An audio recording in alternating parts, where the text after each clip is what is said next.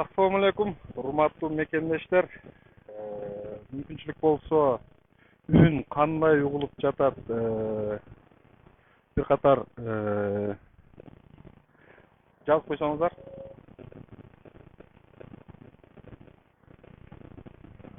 Видеонун үнү кандай угулуп жатат,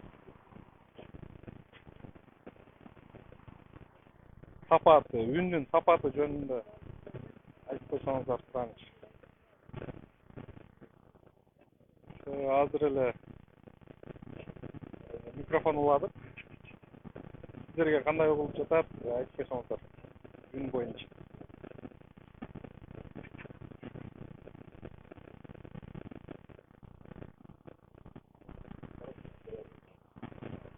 Бир, эки, үч, төрт, беш.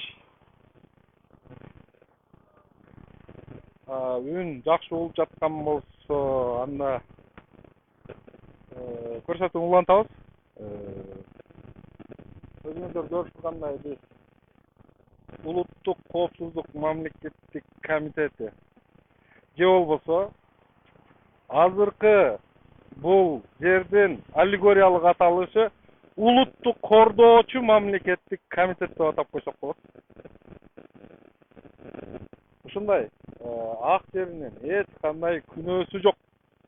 Кыргызстанда төртөө болсо, эгер таза чыныгы мекенди сүйгөн, эл журт үчүн күйгөн 4 азамат болсо, ошонун бири болгон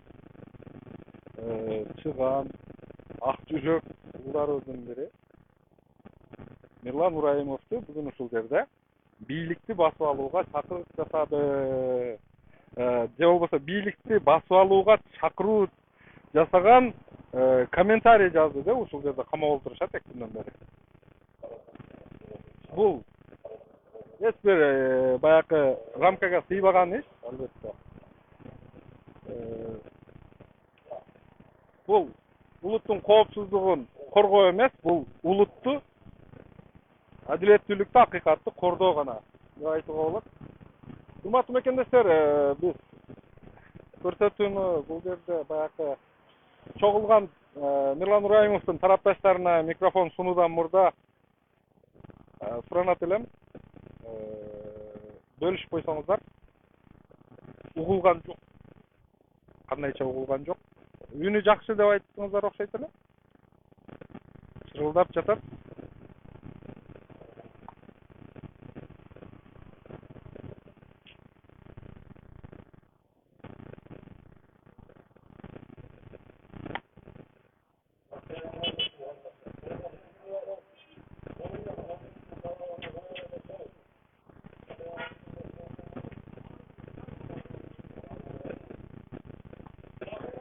Так, кайрадан текшеребиз анда.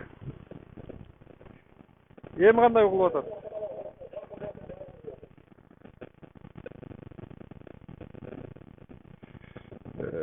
Мирлан Камкор. Бул жерде фейктер бар окшойт. Мирлан Камкор дегенине караганда, биз азыр уже түшүнүп калдык. Эгер ушул азыркы биздин бийлик төбөлдөрүбүзгө окшоп, азыркы биздин бийлик төбөлдөрүбүз мындан 10 жыл мурда буга чейин бийликти басып алууга жасагандай артыкча чакырууларды жасап аракет кылса, азыркы бийлик төбөлдөрүбүз атышат окшойт эле. Себеби Facebook'тан жазылган бир бейтаныш аккаунттан жазылган комментарий үчүн жок жерден Мирлан Ураимовду күнөөлөп аткан, камап аткан бийликтен эгер ачыкча чакырык жасаса бийликти басып алууга атат окшойт эле булар. Мен ушундай эле баа берем. Жерде азыр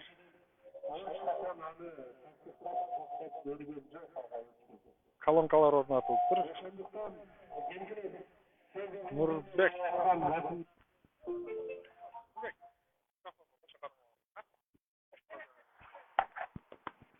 Раз.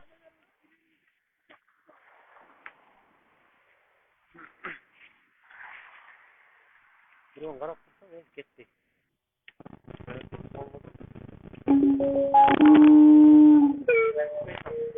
Раз.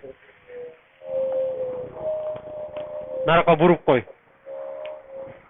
Эй, Канат, кечип карбачы өзүң. Сен эй.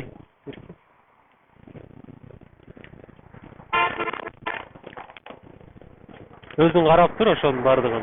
Бүгүн көтөрүп койбойсуздар, пасайып койдуңуздар. Мына ошондой туугандар. Биз бүгүн Ураимов Ирландын боштондугун талап кылып келип отурабыз бардыгыбыз. Келиңиздер, бир Уран чакырат окшойбуз. Ансыз буларга үнүбүз жетпейт окшойт. Маданияттуу болуп, тынч болуп, мындай мыйзам чегинде талап кылалы деп аракет кылдык. Маданияттуулукту көргөзөлү, башкасына дагы үлгү бололу деген сайын булар эч кандай ага көңүл бөлбөйт.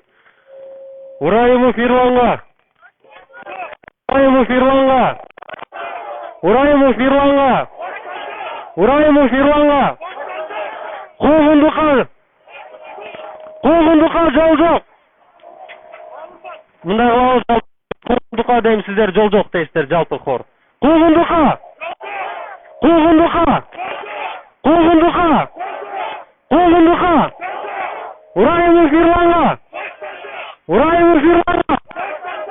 Ураимов Ирланга! Сөз эркиндигине кол салба! Söz erkinligine kol salla! Söz erkinligine kol salla! Урматтуу мекендештер, мына соцсеттен дагы Кыргызстанда эле эмес, бүтүн дүйнө жүзүнөн көрүп атышат. Алар дагы биз менен бирге экенин, тилектештер экенин билдирип атышат. Алар дагы бүгүнкү болуп аткан адилетсиз, ушундай мыйзамсыз, өзүм билем өтүгүм төргө элем деп бийлигине матыркан күчкө салып аткандарга нааразы экенин дагы айтып отурушат.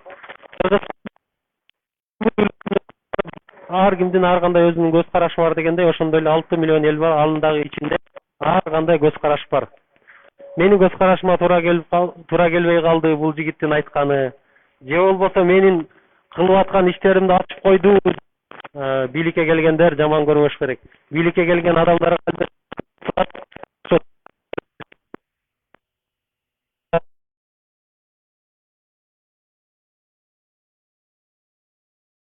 мүмкүнчүлүктүн болушунча бөлүшүп берсеңиздер, группаларга, досторго бөлүшүп берсеңиздер, азыр узагыраак эфир болот. Бизден башка дагы тарапташтар, жалпы эле адилеттүүлүктүн, калыстыктын, акыйкаттын тарапташтары дагы ушул болуп аткан адилетсиздикти көрсүн десеңиздер, көбүрөөк бөлүшүп берсеңиздер.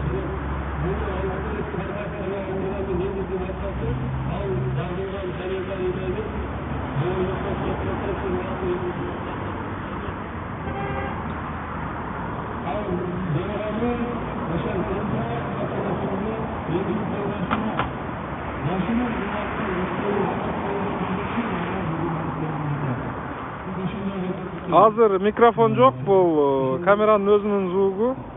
Силерге кандай угулуп атат?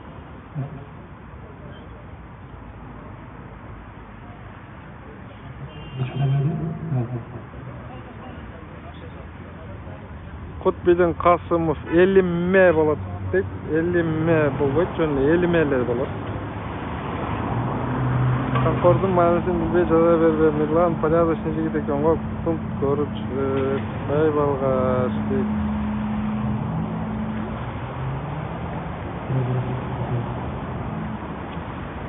Достор, урматтуу мекендештер, бөлүшүп берсеңиздер.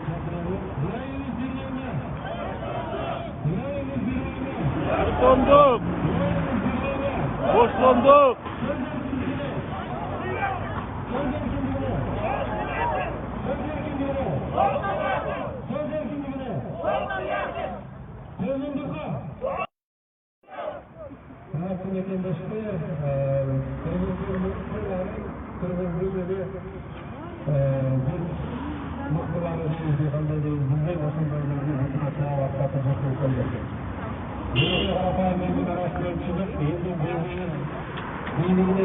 Biz Улуттук коопсуздук мамлекеттик комитетинин башкы имаратынын алдындабыз. Бул билесиздер, Жек жолу менен мурдагы Дзержинка азыркы Эркиндик бульвары кесилишкен жерде болуп калат. Эгер келип ушул нааразычылык акциясына катышуу, өз пикирин билдиргиси келгендер болсо, ушул жерге келсеңиздер болот. Başından beri Бұл bir адамдын башына келип аткан адилетсиздик эмес. Бул эртең ар бирибиздин башыбызга келиши мүмкүн болгон Кыргызстанда жоголуп бараткан адилетсиздикке наразычылык билдирүү, каршы чыгуу акциясы болуп атат бу жерде. Ошону түшүнгөн адамдар азыр бул жерде турат.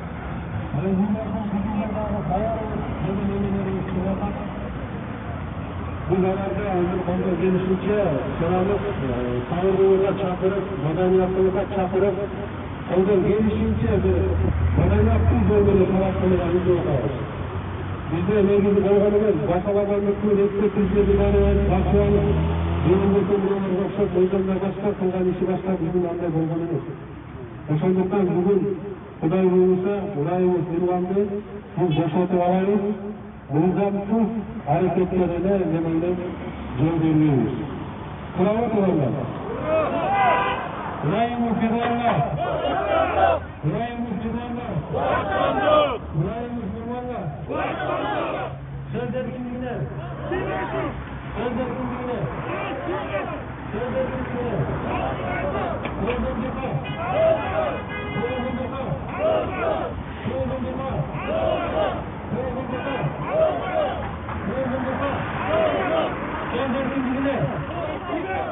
Söz erkinliğine kayıtlanma. Söz erkinliğine. Söz erkinliğine. Söz erkinliğine. Kurayımız Bilvan'la. Kurayımız Bilvan'la. Kurayımız Bilvan'la. Buna söylenler bugün bandımızda malum olgunda sotoğusu burası atmakta olur. Kaysınca söylenir. Ama bizlerin karşılığı olur. Çıkarıp bizge koşup bergen geçeyin ayarladığı kırayız. Kırayız? Так, урматтуу мекендештер, азыр бул жерге чогулган колдоочулар Мирлан Ураимовду чыгарып бермейинче биз тарабайбыз деген шарт коюшуп атат, талап коюшуп атат. Бул жерде мындай акмакка деле түшүнүктүү эле болуп турат. Бул мыйзамга дагы эскертке, эч бир нерсеге, эч бир стандартка туура келбейт. Ушундай жарандык активист bir кандайдыр bir аккаунттан жазылган комментарий үчүн түрмөгө алынып жатканы бул акылга сыйбаган иш.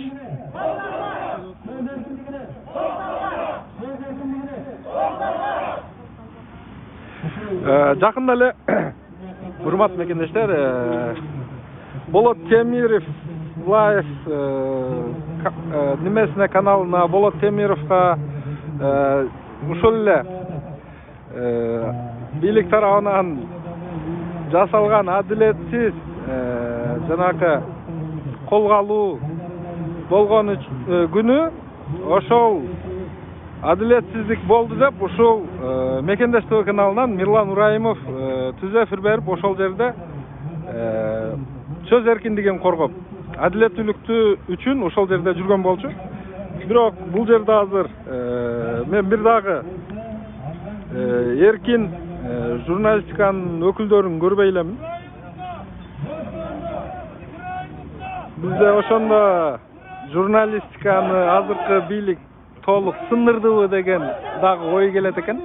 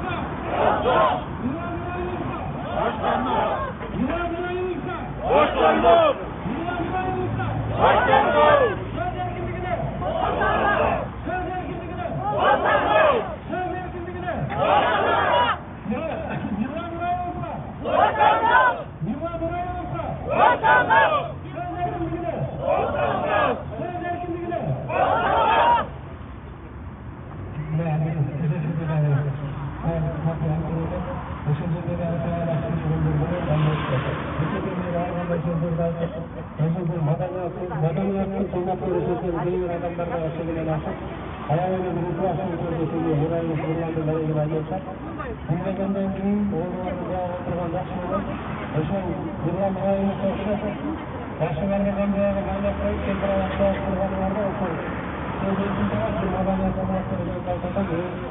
Урматтуу мекендештер, урматтуу азыр түз эфирден көрүп жаткан Facebook колдонуучу мекендештер, сиздерден сураныч көбүрөөк бөлүшүп берсеңиздер, сиздер катталган группаларга жана башка досторуңуздарга мессенджер аркылуу бөлүшүп берсеңиздер көбүрөөк.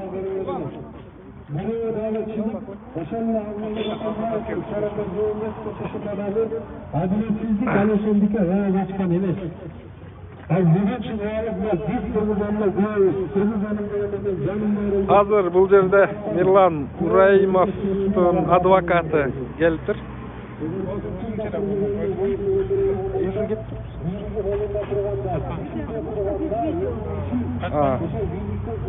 Түшүнүктүү.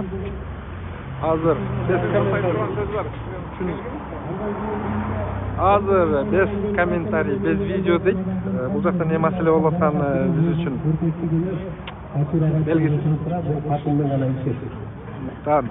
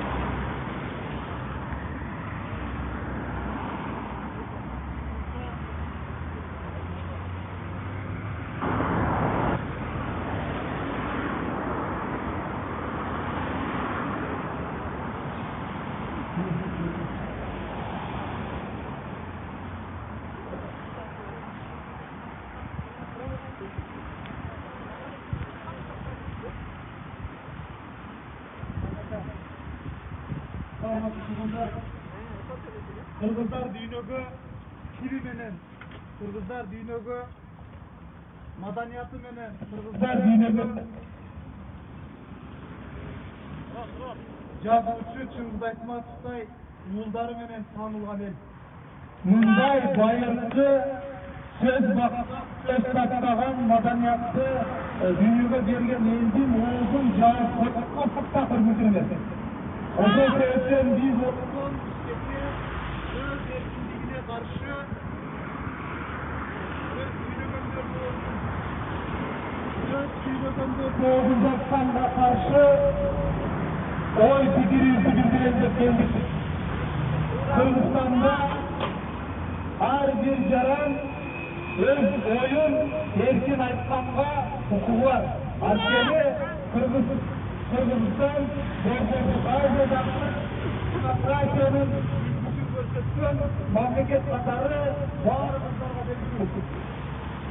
Бүгүнкү болуп жаткан окуялардын баардыгы ушундай макамга ээ болгон элдин арасында демократиянын принциптерин өтүүгө болгон кадам деп билиш керекпиз. Эгерде биз бүгүн Мирлан Ураимовго окшогон эл жерин сактап, мамлекеттин бүтүндүгүн, аймактык бүтүндүгүн сактоого жабырган уулдардын оозун жаап кете болсок, анда терең тамашабыз. Эмнеге Türkiye Cumhuriyeti Parlamento'ya değişken депутаттардын антынын текстин карасаңыздар, мен жооп келесин кызматына депутаттык кызматына киргизилди. Кыргызстандын аймактык бүтүндүгүн коргоого ант берем деп атат. Эгерде Кыргызстандын аймактык бүтүндүгүн коргоого ант берем деген сөздү айткандарды угуктай турган болсоңор, анда 90 депутат антын кайтарып алсын. Анткени Нурлан Ибраимов алардан кем калбай, алар сөз жүзүндө биз Кыргызстандын аймактык бүтүндүгүн коргоого ант беребиз деп конституцияны коргоса, Нурлан Ибраимов иш жүзүндө Кыргызстандын аймактык бүтүндүгүн сактап калган жигит.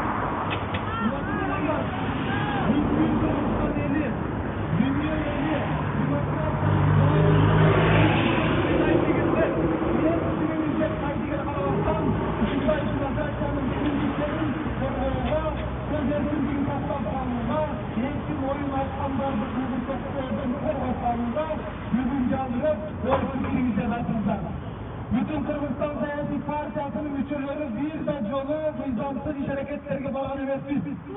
Bayramımızdağı kesilgen emesiz, kesilgeyiz-dağı, kesilgen emesiz, kesilgeyiz-dağı. Bizden onu konstitusiya yenileriz görsetse, o sana taraflar. Kırgızstanda her bir memlekette, o memleketin, yerin, suyun, neyisi bu hem. Birlikçim niyetinden bilin. Eğer en geçecek sürüp bir uçsak, memleketinin sağlığında başkalarını düzgün anlarda takılar. Memleketli başkalarını bunu evlere necetleşirlerek görüyordu. Uzun dersen hırmatlı birlik öğrenleri. Nur'un Allah'ın sahşatındaki artık öldüğü kötüsüz nizamlı yolda karışık kuvvet adamlarına, kuvveti kursatanlarına, Türkiye'nin oyun aytkanlarga, algılardan çıkıp tüyüzlerini kötüp bergenlerdi kolduğunun orduna, sizler kuğurtuk altıdatlar. Sizler korktuğlar yıllandayı uğurlardan emez, koşamatçı saktakorlardan korkular. Türkiye adamlayın koynunda jürüp cehendet ötkenlerden korkular. Cehendetin koynunda jürüp sinerdi koynular ötkenlerden korkular. Siner'in aytkan sözü var, biz için doğru degenlerden korkular. Oturlar siner'de anlat için mümkün. Yırlanday jigitler siner'de için ölümlerden düşmanlığı için bana canlılar siner'ge buğra gözüne ötkendiği için alarda kurgulukta varlar. Eğer anday nesen toplatma kurgan bolsalar, biz bütün Kırgızstan Siyasi Partiyasının müçeleri uşul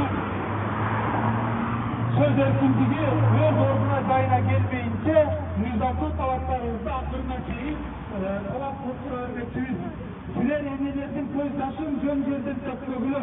Her bir enenin göz yaşının kömürlüsünün altında Sarıkan Allah cezasını verir, altı emez.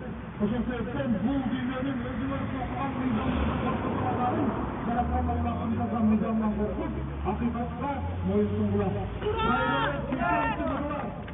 Padişalar yolda kaçan görüşmeyiz. Göreyin deyip yandaganlar görüşmeyiz. Yolda görmeyiz yok kuruşa bakıra. Yolda görmeyiz padişalar görüşmeyiz. Evet yolda görmezse Atatürk'ün fotoğrafları altı yüzük bir de fotoğrafını toplanlardı.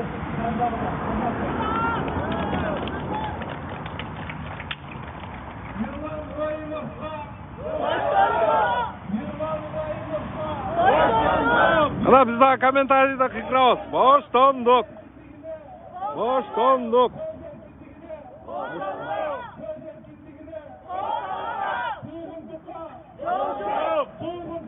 Yol yok. Yol yok. Boştonduk. Boştonduk. Kommentariy yazabız dostlar. Kommentariy yazabız. Koşulup koldoyubuz. Kana kança ekenibizdi görsetölü. Betin jaba alganlar, akçaga satılganlar degen Bahtiyar Karıbayev. Gözüңөр açıkpı je başka jagыңар açıkpı bul jerde betin jaba alganlar bul Atay aksiyanın katışuçulары. Men jakındatıp bir görsetip koyayın. Urmattуу fake Bahtiyar Karıbayev tiyagi açık adam. Bul betin ne üçün japkandарын jakşылap okup alыңыз. Бүгүн акыйкат жетин чыгат буюрса. ошол нерсени күтөбүз. Бул жөн жеринен эмес, бетин жабылганы. Ал эми Мирлан Ибраимовдун жазган Жарсы деген Мирлан Ибраимовго коюлуп аткан күнөө боюнча мен кечинде окуп чыктым. Ал жердеги Мирлан Ибраимовдун лексиконундагы сөздөр эмес ал. Мен Мирлан Ибраимовду 10 жылдан бери жакшы билсем, адамдар ушундай топторго бөлүнөт. Кимдир бирөөлөр жаза билет, кимдир бирөөлөр айта билет, сүйлөй билет. Мирлан Ибраимов антип отуруп алып жаза билгендерден эмес. Анын көкүрөгүндө кайнаганы мээсинден обработка өтүрүп тили менен чыгат. Ал эгер айтчу болсо өзү менен айтмак. Эгер силер Мына окудуңар, эмне үчүн беттерин жаап алганын түшүндүңөр болуш керек. Бул мындай орусча айтканда чисто мындай десем, сарказм деп айтса болот. Бул азыркы биздин бийликтин же болбосо ушул улуттук кордоо мамлекеттик комитетинин же кызматынын каалоосу ушул болуп атат. Тынчып үнүңү чыгарба, сүйлөбө, пикириңди айтпа иштерде дегендей. Булардын каалоосу ушундай болуп атат. Мындан кийин биз соц тармактардан пикир жаза албайт экенбиз.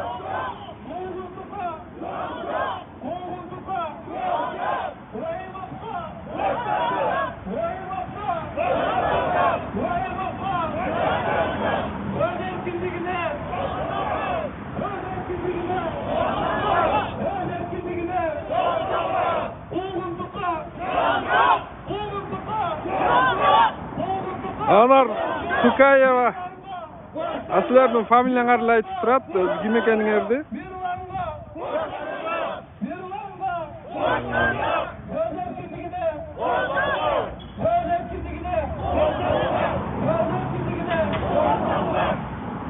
Урматтуу дагы бир кайрым урматтуу бийлик өкүлдөрү. Сөз баккан, сөз каттарлаган, дүйнөдө чечен дегендер, документ менен дүйнөдө бийик эң көп маданиятчылык жүргөн улуу элдин маданият кызматкерлери ошол мурасты, ошол тинчти көтөрүп жүргөн уулдарга дагы ар кандай нерсени жаап отуруп, бирок аягында бөлүшөбүз, урматтуу кеңештер. Максималдуу түрдө бөлүшүп жардамдашыңыздар. Элең бурчуна жеткендей кылып бөлүшүп таратууга жардамдашыңыздар.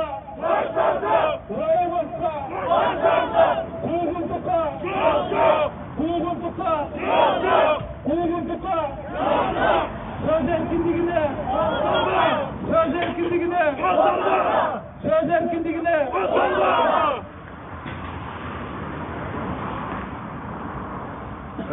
мен азыр камерага микрофон улаган жокмун, үзүп койдум.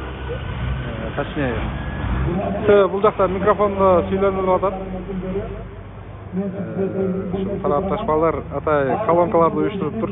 Agar orada taşırılgan mezgilde gana çığa kalıp bugün söz erkinliğine, hukukluğa, yolda kraliçeliğe biz yaptı Kırgızistan'da bulup yatkan bazı basınlılarına, bazı siyasi hukuklulara, bazı söz erkinliğine uygun karşı hareketlerine manda usullarına dair çıkıp gelip öz fikirlerimize de aytmışlar. Askeri bu söz erkinliği bir urayımız erkinliğimiz, urayımız söz erkinliğimiz, bu hukukluğu bir urayımız bu erkinlik bir gana urayımızın başına baylanmanlığı emes. Bu sebepten bazılarından öz fikirlerini жазууга, katıldıklarından videolarını bölüşүүгө, акылдуу чечим чыгарууга, талап коюуга сиздер дагы өз пикириңиздерди жазып калтырууга чакырабыз. Анткени бүгүн урайымызды оозлукта эмес, Кыргызстандагы сөз эркиндигин оозлукта өтүп жаткандыгы баарыңыздарга маалым. Урайымовго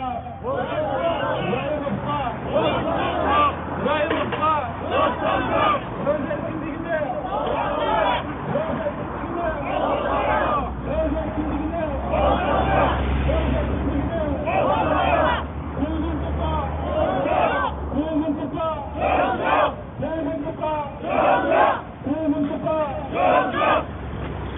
Eğer Kırgızistan'da nizamda üstünde kuylap Hakikaten öylesine severek yapalım деген болсаңыздар, анда фейктериңер аркылуу, троллдоруңар аркылуу, көрүнгөн бир жүзөктөр аркылуу ачык айкын провокация жасап, үйдө өтөш керек, тигин иш керек дегендердин жоопкерчилигин караганыңарда бүгүн эл силерге байлык эмегеле.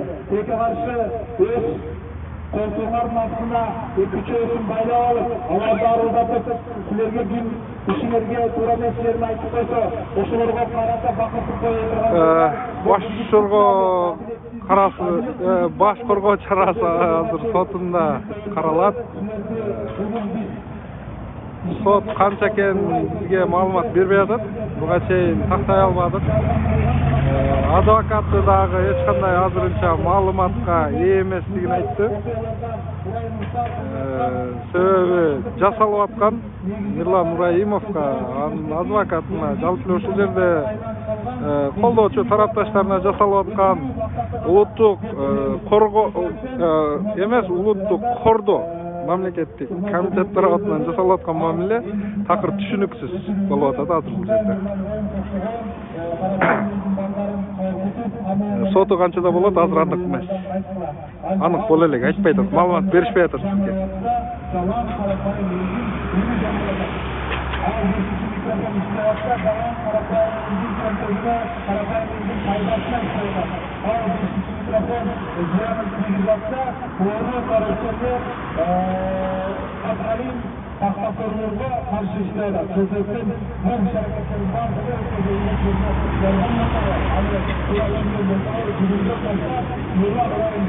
Мирлан Нураимовдун күнөөсү ушул.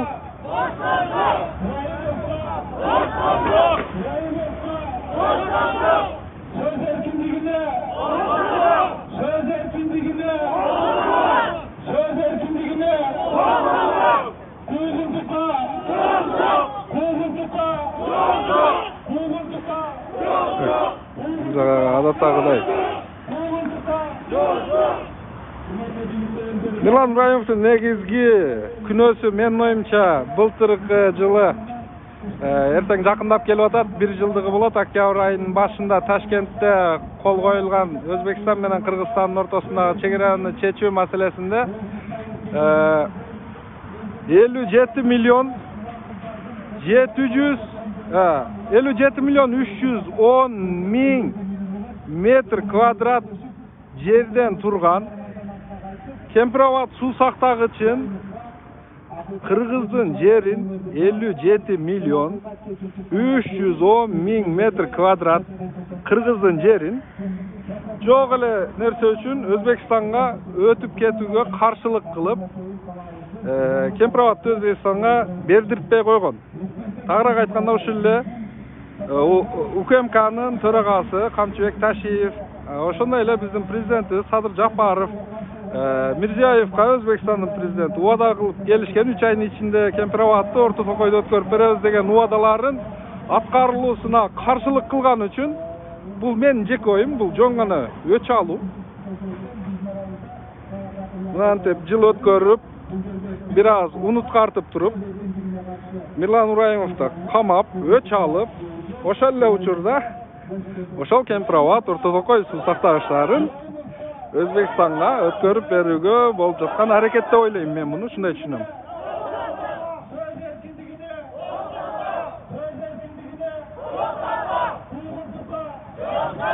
Мирлан Нураимовдун күнөөсү мекенин аябай сүйгөнү. Ошо миллиондогон метр квадрат жерлери, суу сактагычтарыбыз башка өлкөлөргө жөн бекер жайдан өтүп кетпесин деп ошого каршы чыкканы. Тагыраак айтканда бийликтин каалоосуна каршы чыкканы. Ушул Мирлан Нураимовдун күнөөсү. Демек мындан келип чыгат, улуттун кызыкчылыгы үчүн, мамлекеттин бүтүндүгү үчүн, кыргыз жеринин бүтүндүгүн сактоо үчүн азыр туура эмес кылып аткан азыркы бийликтин жасап аткан иш аракеттерине каршы чыкканы Мирлан Нураимовдун айыбы ушул. Андан башка айыбы болушу мүмкүн. Ал комментарий бул жөн эле адамдын күлкүсүн келтирген нерсе, андай Miрлан Нураимов жазышы мүмкүн эмес. Эгер жазгысы келсе ал түз эфир аркылуу, башка аркылуу ал ачык кайрылып айта алчу, ага деңгээли, баягы духу жетчү эле бала. Miрлан Нураимов. Билесиздер, тайманбайт, коркпойт эч кимден. Жөн эле кайрылып айтмак. Анан бийликти басмачыдай болуп келип, актаяк көктаяк менен басып алууга төп тамырынан каршы позициядагы адам. Анткени Miрлан Нураимовду билебиз, ал бүтүн Кыргызстан саясий партиясынын активдүү мүчөсү, активисти. Бүтүн Кыргызстан партиясы канча жылдык тарыхында өзүн эч качан бийликти басмачылык жол менен басып алуу туура эмес экенин айтып келген жападан жалгыз партия Кыргызстандагы. Бийлик алмаша турган болсо, ал шайлоо жолу менен, маданияттуу жол менен, жапайчылык менен эмес, маданияттуу жол менен бийлик алмашышы керек. Ушул нерсени, мыйзамдуулукту, адилеттүүлүктү, калыстыкты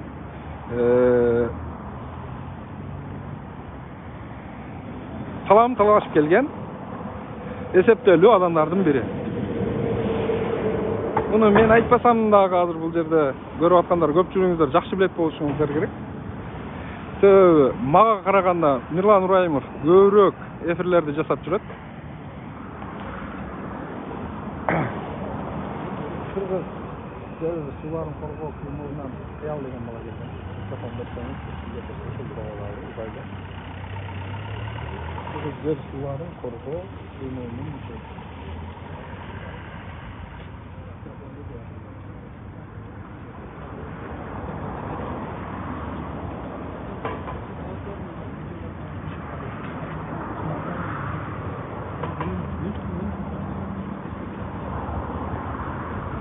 Hazır urmatlı tuğanlar söz sırada Kırgız jер суларын коргоо кыймылынан активдүү мүчөсү Саалбек Кенжигитке сөз берилип жатат. Саалбек келиңиз.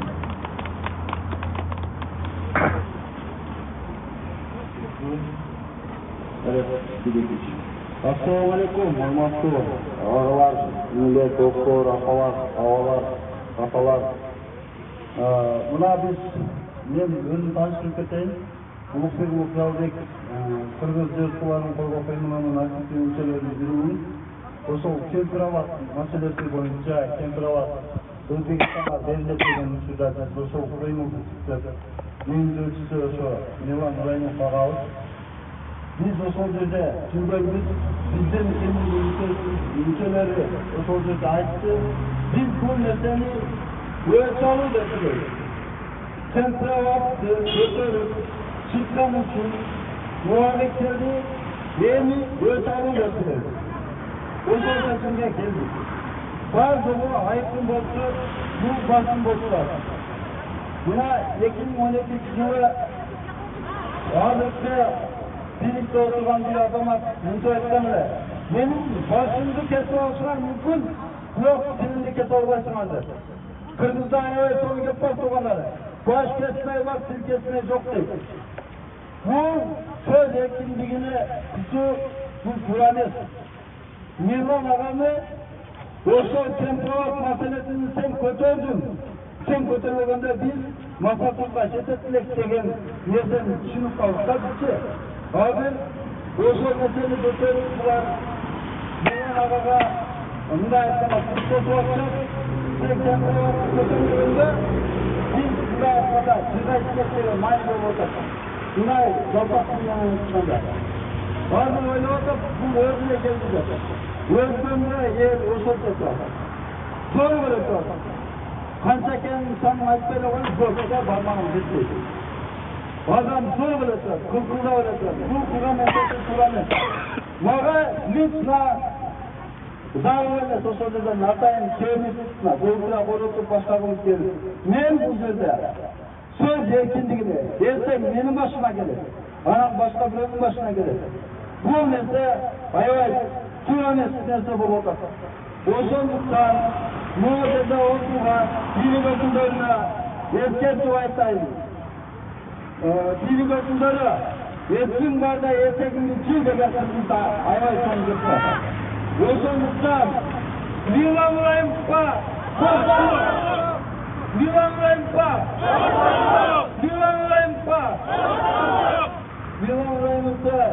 Sevginden boşak koymağı taraftar.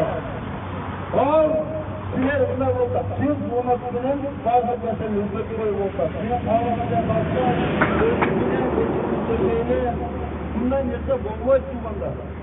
Biz bölgemiz. Şimdi bile düşüntüp, dinik tavana kısım bölgemde, buna şimdi mevcut çıkan. Şimdi, sevin bölüm ayağları ilagan, bilen bölgem. İşem netiyer olsa ekim meneketçisinde de malumatları karanlıklar. Orson yerde abi birlikte oturanların ayağları ilap, bağları ilap çıkılan mecburiyeti koydan mı? Hazır evde, şöyle olur, Nabilanlar insan, bu cemiyatı meselesini götürüyormuşsun, ortamı bekliyoruz. Bu söz yekiliğine tutmasını bekliyoruz. Kırgızistanlar söz yekiliğine tutmasını boğma çıkanlar. İzleyiciler nasıl da buldum? Hakkında uzak geldim.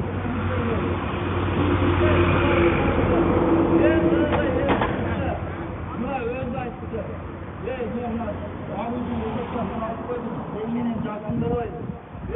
Para olsa sözüm var şu anda. Ben buna abi zamiralar kurala açtı. Bütün Kırgızistan ülkeleri daima nizam ülke ordulara karşı Yetkin bana yetkin sizlerin sayfalı. Burada bana söylenir düzende. Sözlek, düzende kabul gerek, sözlek de Sözlek demek sözünüzde. Ağzında da ağzını açıyor. Ölçümlükten milyon açanı bozak koyma. Ben hata yönden söylüyorum. Usta olan dostum. Buna, o sözünde Türde. Yuvanata, orada, Türde. Bu alakanda Kırgız'ın bir metrin cerin vermeyle de insan, fazla usul, benim alama, kurguncu kılıp, tamam atlasına yetiştim beni. Sıran konsul, Yuranlayım mı?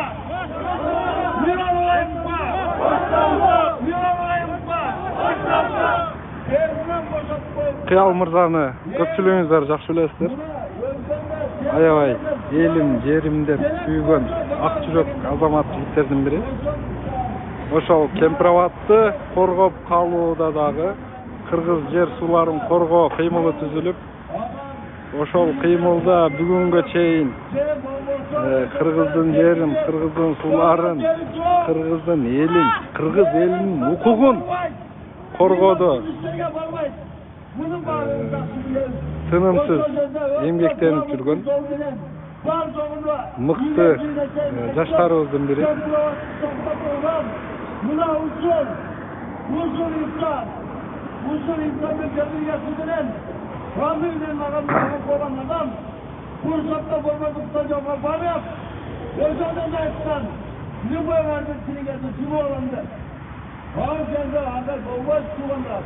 Ben daha açmazsın ya. Kaç kesme vaktin kesme yok. Ortamlıktan, Milanlıktan, Koysanlık.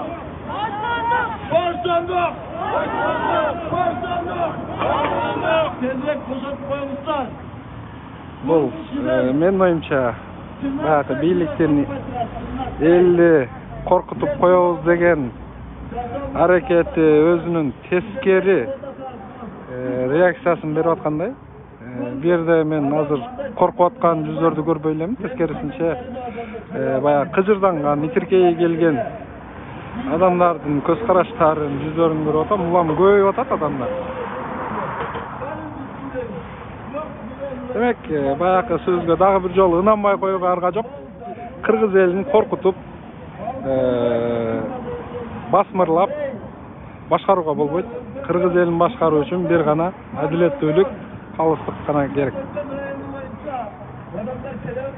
Кыргыз элин коркутуп башкарып болбойт.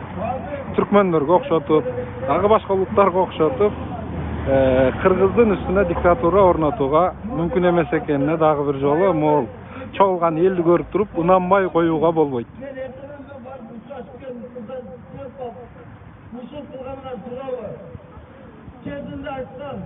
ve men barsam, uğursuz bolboy, söylediğini de uğursuz bolboy. Sana olsun, sana. Bu Kur'an'a Kur'an'ı sevsen, Yunan mühendisleri çocuk koymuşlar. Yunan'ı emkar! Yunan'ı emkar! Yunan'ı! Azamat Kıyal Mırza qanday emotsiya menен qanday bayaqı kuyup uçup süylөгөн жүзүндөгү эмоцияны көрдүк.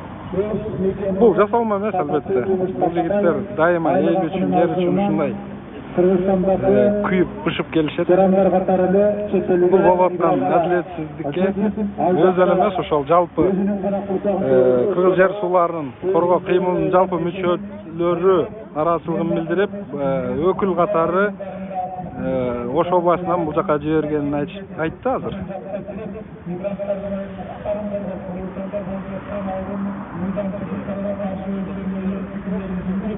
Азыр ушундай болуп калды да, өздөрү азыркы бийлик башында, кече эле Эдил Байсалов айтты, муну мен айткан жокмун. Азыр саясатта бийлик башында мындайча айтканда камалбаган бир дагы адам жок экен, баары камалгандар, соттолгондор, ушундай адамдар экен. Үстүнөн кылмыш иши козголгондор экен. Өздөрү сыяктантып Мирлан Ураймовду дагы ошол чоң саясатка аттандырышат окшойт ушуну менен. Мындан кийинки ошондо азыркы бийлик учуру келгенде эми түбөлүк бийлик болбойт. Кеткенде качандыр бир күн ордуна келүүчү бийликтин ээси даярдап атышат окшойт ушинтип. Элге таанытып башын кенен Кыргызстандын булуң бурчуна кенен таанытып, ушундай мыкты активист жигит бар. Биз ошону мындай адилетсиздик менен камап атабыз дегендей кылып таанытып атышат окшойт. Балким ушул аркылуу Мирлан Ураймовдун канчалык кыйын жана таза инсан экенин элге дагы бир жолу далилдеп берүүгө аракет кылып аткандыр. Ким билет эми?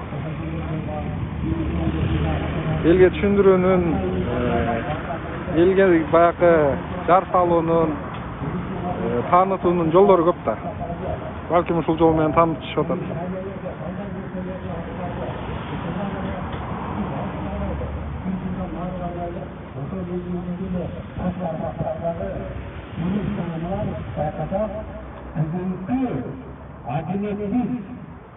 Milyonlar kadar kurtarılıyor. Daha da fazla. Bunu kim sayar? Bunu akıllı tutuyor. Bunu düşündüğümüz çetin. Bunu tükettik böyle alamayız gibi. Söylemesen söylemesene. Öyle sabahına insanlar söylemesene var. Ama yıllar böyle çakın görüp uçaklar bir taraftan sabah gelen insanların hep ufak ele yakın kule. Kimse gittiğiniz mesele. Böyle kurtarmaklarla kaymaya karar attırmak insan bir nasıl fazla insan eken fazla yükümlülüğe karar verir. Böyle apa yıllarına fasilyetlere sizinle bunlarda insanlı bu kavgalara yükümlü koyulan kafasının atasına çekiz talep.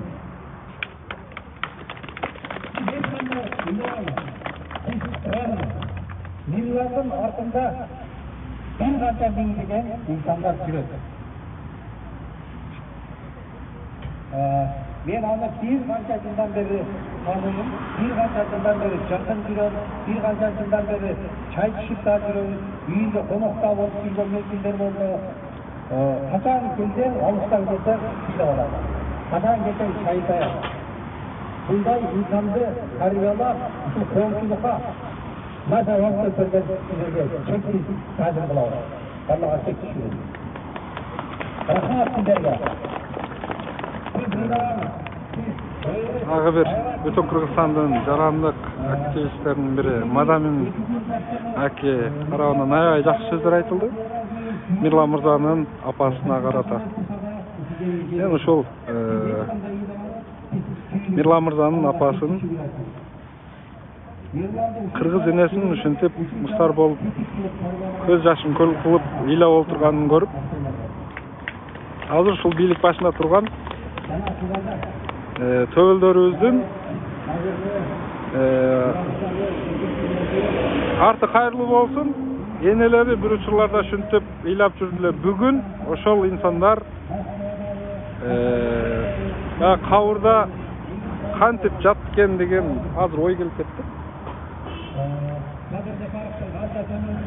Чыркырайтпы деп.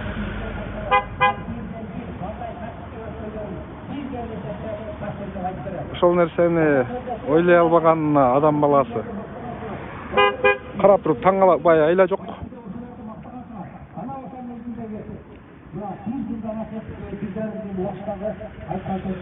Нуматтуу биздин шептер, катталар. Жакшына элестетиңиздер. Көп эмес, 20 жыл эмес, кече эле 5 жыл, 10 жыл мурда сиздердин апаларыңыздар тирүү кезинде дал ушинтип ыйлап отурган учурларды көз алдыңыздарга бир келтирсеңиздер.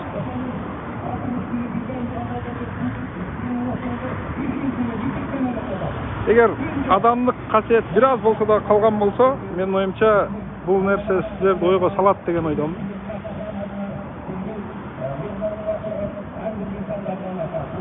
Адам баласы мындайга жөн карап туруу өтө кыйын.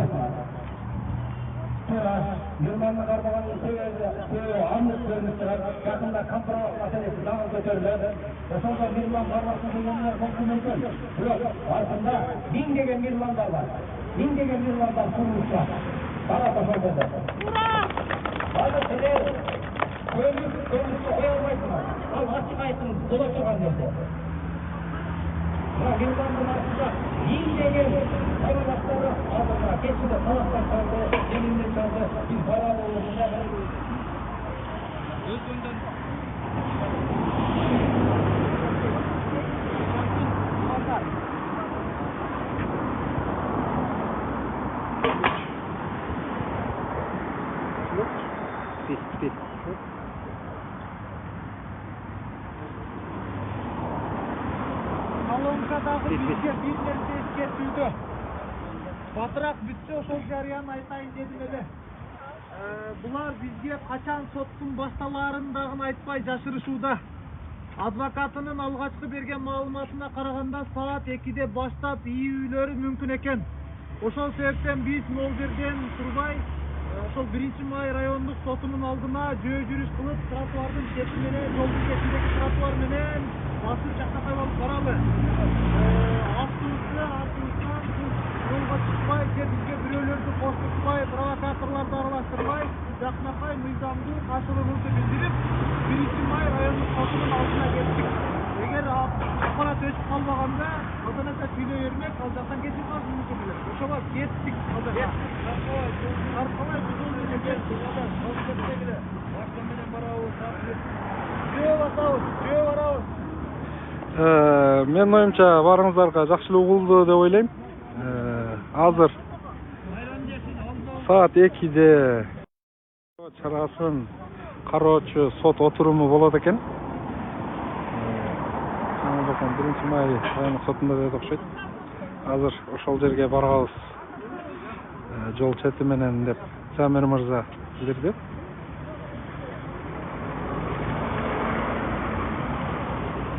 Демек, жөө жүрүш менен 1-Май райондук сотунун имаратына барабыз.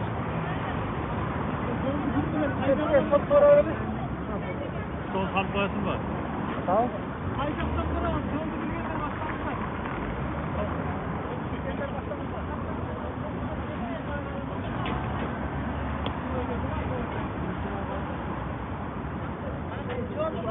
Madam aка, siz sözünüz ayağına çıkpay kaldınız. Men sizge bir koşumça suroo bергim kelip atat. Мол бет каптардагы, маскалардагы жазуулар, ар түрдүү чакырыктар, мындайча айтканда 6-чы чакырылыштын жазып ушул акцияны жасап чыккан авторлор кимдер болду, кимдер тарабынан келди, кандай максатта, ушул жөнүндө кичине маалымат бере кетсеңиз. Бул максат жалпы активисттер тарабынан болду. Кыргызстандын көпчүлүк активисттерди тарабынан болуп атат. Сөз эркиндиги бизге абдан сөз эркиндигине басым жасалуу болуп атат. Ушулардын азыркы бийликтин учурунда дагы биз абдан ар бир митингдерине толук катышканбыз. Москвадагы уюштуруу иштерин жасаганбыз. Мени бир канча мекенчилдер жакшы тааныйт. Биз Садыр Нуркожоевичтин Москвадагы жолугушуусунда Питерден делегацияларды чакырган инсандардын биримин.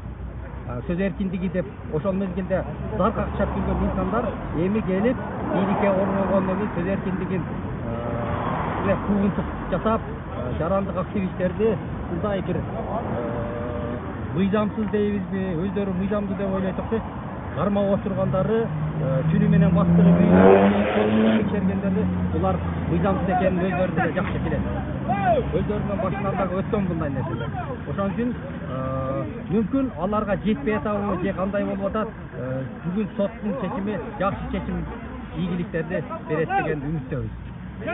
Эгер азыр бул жердеги тарапташтардын канааттандырбаган, булардын талабына каршы чечим чыгарса,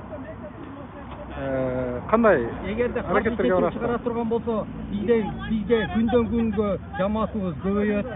Мүмкүн тынчтык митингдин качан жакшы адилеттүү чечим чыгармайынча уланта беребиз. Күндөп кетпейбиз. Акча күчүнө кирет. Улана берет, күчөйт. Өзүңүздөр уктуңуздар. Мадам экенин сөз. Бул жерде эми албетте бардык Бүтүн Кыргызстан партиясынын жолдошу Мирлан Нурайымовдун